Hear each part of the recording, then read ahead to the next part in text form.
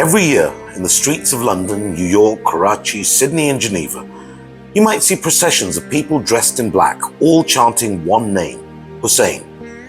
You might see them beating their chests in unison, tears streaming down their faces, carrying banners that say every day is Ashura and every land is Karbala. But what is it that could make people grieve so deeply over an event that happened over 1300 years ago in a distant desert in Iraq? This is not just history. It is the story of Karbala, and it is a story about humanity's eternal stand against tyranny. But before we can understand why millions mourn Hussein each year, we need to understand what led to that moment in the deserts of Iraq. What choices, what power struggles, and what moral tests brought the grandson of the Prophet to stand alone against an entire empire? What was it that prompted Nelson Mandela to write while he was languishing in prison that the Karbala movement gave me the strength to stand for the right of freedom? To understand Karbala is to understand how power can corrupt and how one man's refusal to bend became the spark for generations. So we need to delve back into the history of this. After the passing of the Prophet Muhammad, a question of succession created ripples across the Muslim world. Who would guide the community now? The caliphate passed through several leaders, but as time moved, kingship replaced leadership. Anathema to the original idea of Islam. When Yazid, son of Muawiyah, a ruler known for cruelty, oppression, and indulgence in worldly pleasures, came to power, he demanded the allegiance of Hussein, son of Ali, the Prophet's grandson. But to understand why Hussein refused, we have to understand who Hussein was. Imam Hussain was the son of Ali, and he wasn't just the grandson of the Prophet Muhammad, he was deeply beloved by him. The Prophet would often be seen holding Hussein and his brother Hassan in his arms, declaring, "Hussein is from me, and I am from Hussein." This wasn't simply a statement of familial love, but it was a testament to Hussein's integral role in carrying forward the Prophet's values of justice, compassion, and truth.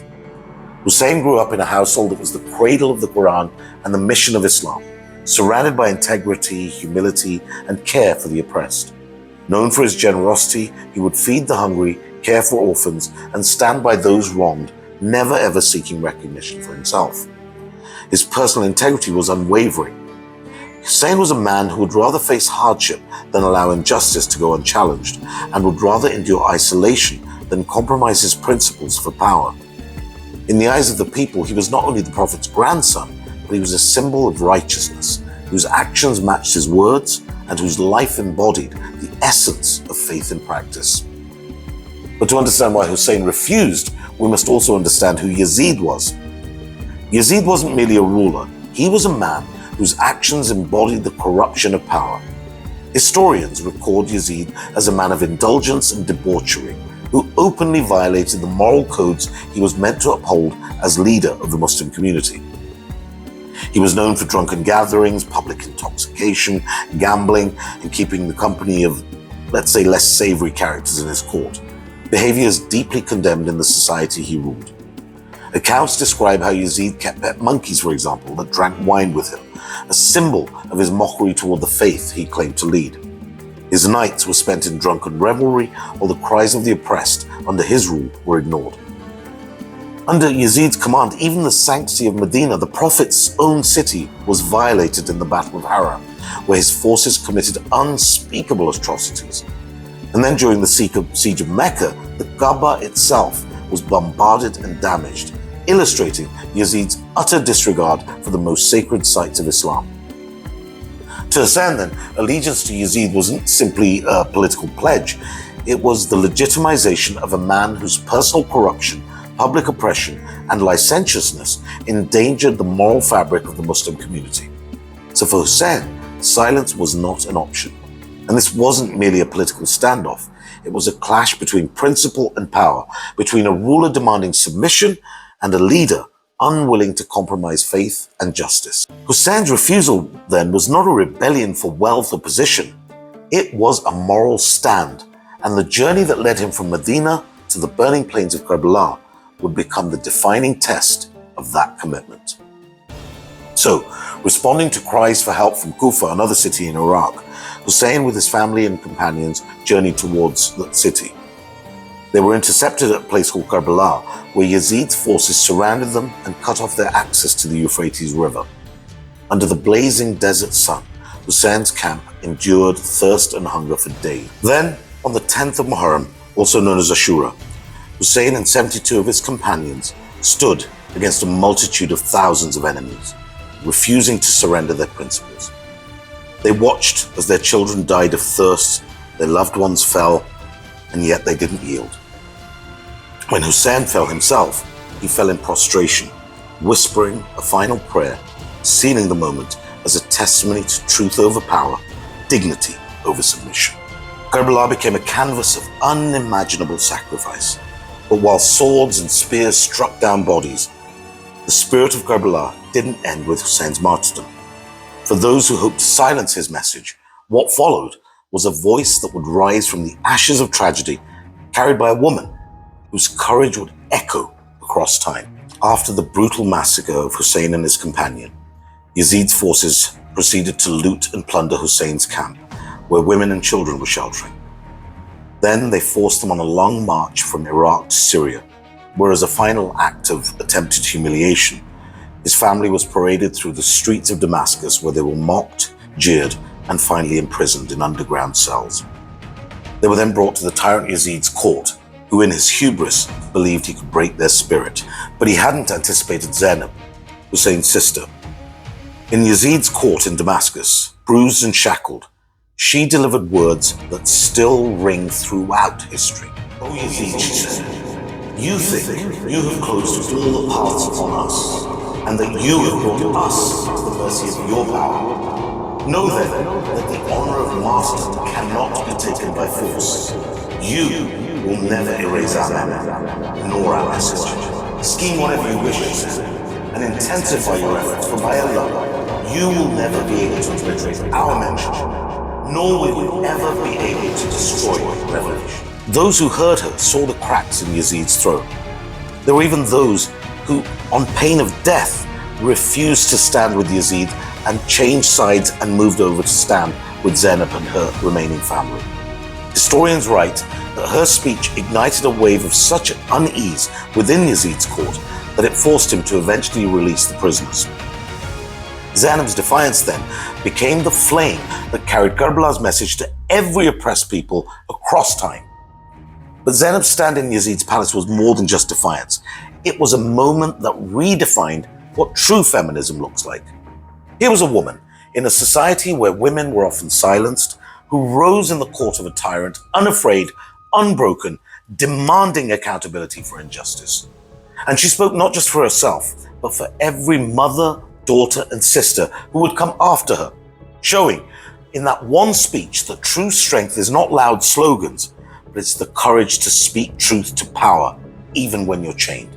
She taught the world that feminism is not about replacing one form of dominance with another, but it's about refusing to be complicit in the face of oppression. Zainab's voice in that Umayyad palace was the voice of every single woman who has ever been told to stay quiet, yet who chose to speak for what is right. This is what real feminism looks like, the courage to rise, even when the world expects you to bow. Zainab's fearless words transformed grief into a movement, ensuring that the message of Karbala reached every single ear willing to listen. So across centuries and continents, poets, thinkers, and leaders would reflect on this story, finding in it not just mourning, but a living call to conscience. Karbala's message traveled far beyond the deserts of Iraq. It embedded itself into the words of those who understood the power of sacrifice. It has inspired poets, revolutionaries, and thinkers across centuries. I'll give you a few examples. The Indian poet Rabindranath Tagore, he said that in order to keep alive justice and truth, Hussein and his companions sacrificed themselves at Karbala. Hussein's sacrifice indicates that the victory of Islam, he said, does not depend on the power of rulers, but on the message of sacrifice and endurance. Then there's Charles Dickens, of whom we all know, one of the greatest English writers in the world. If Hussein had fought to quench his worldly desires, he said, then I do not understand why his sister, his wife, and his children accompanied him. It stands to reason then that he sacrificed purely for Islam. Mahatma Gandhi, I learned from Hussein how to achieve victory while being oppressed. The great British historian Edward Gibbon said that in a distant age and climate, the tragic scene of the death of Hussein will awaken the sympathy of the coldest reader. Another historian, Thomas Carlyle, said that the best lesson which we get from the tragedy of Karbala is that Hussein and his companions were rigid believers in God. They illustrated that numerical superiority does not count when it comes to the truth and falsehood. The poet of the East, Allama Iqbal, said that Hussein is the fortress of Islam. Every Muslim's faith, he said, depends on the memory of Karbala, and Hussein is the light of guidance and the ark of salvation. An American historian, Washington Irving, Hussein's pure spirit, he said, will shine like a beacon through the darkness of despotism.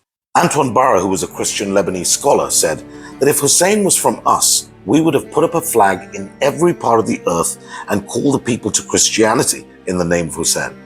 These voices, all of them crossing religions, continents, centuries, testify that Karbala is not confined to a single faith. It's a universal call for standing with the oppressed against the oppressor, for justice over tyranny, and for principle over power. Karbala didn't remain a chapter of history to be studied from a distance, however. For many, it became a living guide for resistance, a reminder that even in the face of overwhelming oppression, truth must stand firm. So for Shia Muslims at least, Karbala isn't a relic of the past. It's the backdrop to every struggle against tyranny. It's a timeless reminder that truth must stand even when faced with overwhelming power. When colonizers occupied lands from the British in India to the French in North Africa, the cry of Ya Hussein, O Hussein, became a rallying cry for resistance. In the Indian subcontinent during anti-colonial uprisings, mourners during Muharram would incorporate calls for freedom into their gatherings, seeing in Hussein's defiance a mirror of their own struggle against imperial rule. And then when dictators rose in the Muslim world, Karbala's message echoed through the prisons and alleyways where dissent was crushed. In Saddam Hussein's Iraq, for example, despite bans and brutal crackdowns, people risked their very lives to recite the names of Hussein and his companions, asserting their moral opposition to tyranny, even as the regime sought to silence them. In Iran, the 1979 revolution drew deeply from Karbala's symbolism, with protesters chanting, "Every day is Ashura and every land is Karbala," as they stood against the Shah's regime, seeing themselves in the footsteps of Hussein's stand against Yazid. In Lebanon, the resistance against occupation found strength in Karbala's story, using the memory of Hussein's steadfastness to inspire courage in the face of overwhelming military force.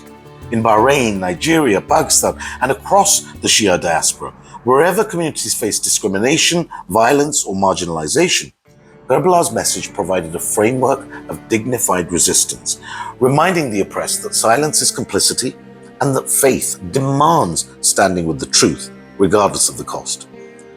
Even today, when people chant Hussein's name, they remind themselves that resistance is not bound by time or place.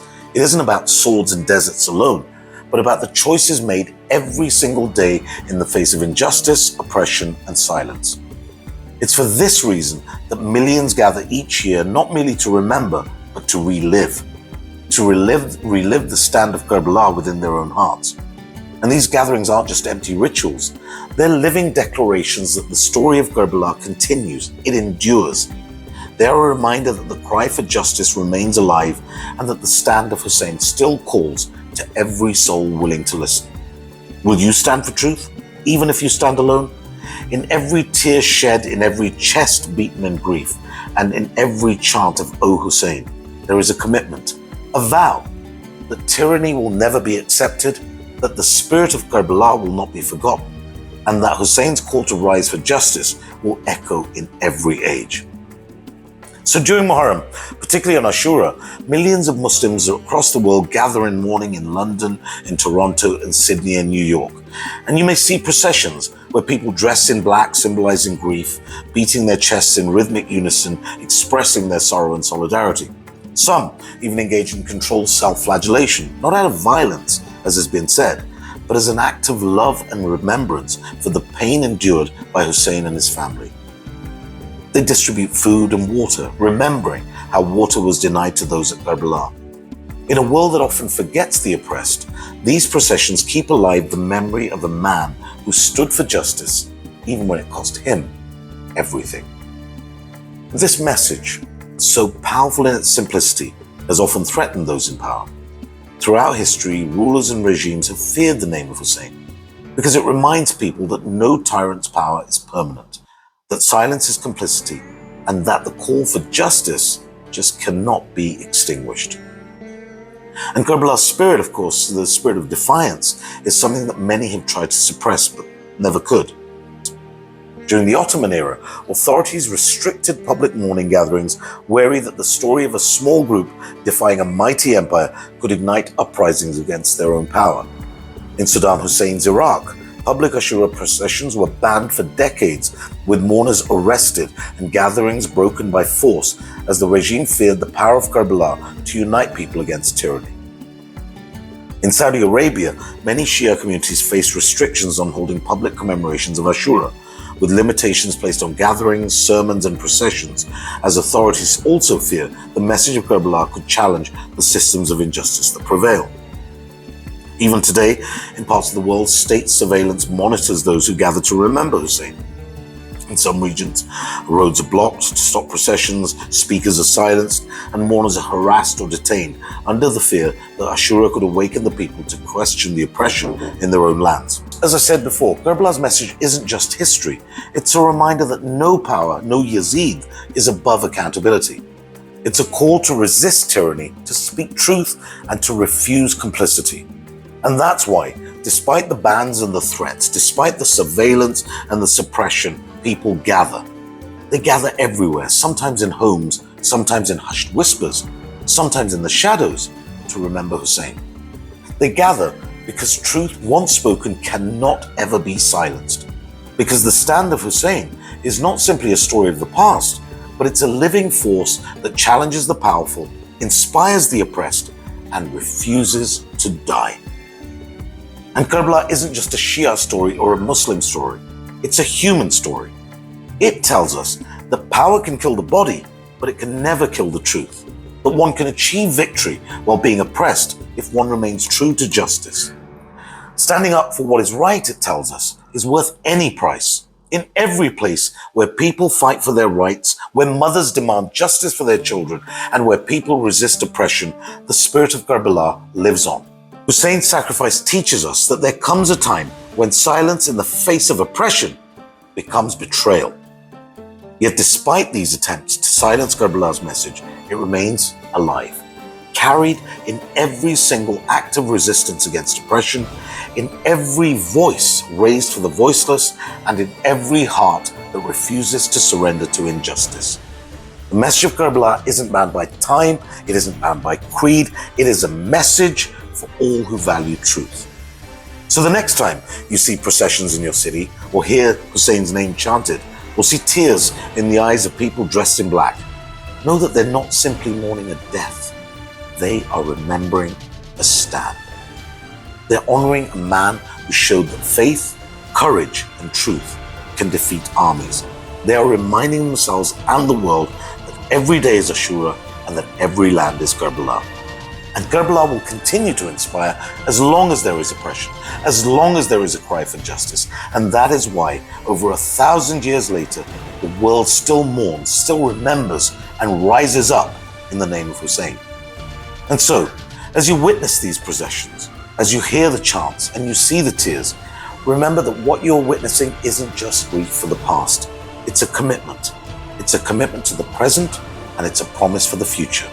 That wherever oppression stands, there will be those who remember Hussein and who will stand as he did for truth. Well, thanks for watching, and if this helped you make sense of what's happening, please do give it a like, leave a comment, and subscribe, and let's keep the conversation going. With that, good luck.